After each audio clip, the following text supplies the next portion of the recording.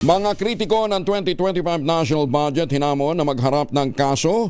Ayon po ito kay Senate President Jesus Escudero. Detalye ng balita mula kay Raymond Paas, RH28 Raymond. Pinakamagandang gawin ng mga kumo-question sa laman ng 2025 national budget ay magkain ng kaso sa korte. Ito ang paniniwala ni Senate President Francis C. Escudero kasunod ng akusasyon ng kampo ni dating Pangulong Rodrigo Duterte na may blankong item sa national budget na nilagda ni Pangulong Bongbong Marcos. Nagtataka si Escudero kung ano ang kopya ng General Appropriations Act na ipinakikita ni Davao City Congressman Isidro Ungab na may mga blankong items. Dahil sa enrolled bill na nilagda ng Pangulo ay may pirma siya bilang Senate President at sa kanyang paglagday wala siyang nakitang blankong item dito.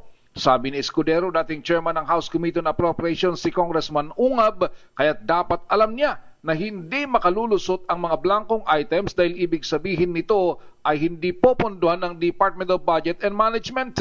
Wala pa daw nangyaring may naghain ng kaso sa korte laban sa national budget kaya't magandang pagkakataon ito na siyang gawin ng kampo ng mga Duterte. Paniwala ng Pangulo ng Senado, bahagi lamang ng politika ang pag-question sa national budget matapos maghiwalay ang kampo ng Pangulo at pangalawang Pangulo. Narito si Senate President Francis Chis Escudero.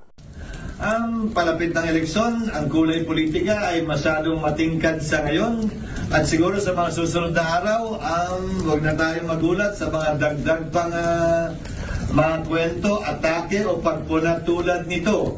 Dahil tila naglinyahan na sila sa buhangin kung sino ang sa kaliwa, sino ang sa kanan, sino ang sa pula at sino sa puti. 28 Raymond Dadpaas para sa DZRH, una sa Pilipinas, una sa Pilipino. Maraming salamat Raymond.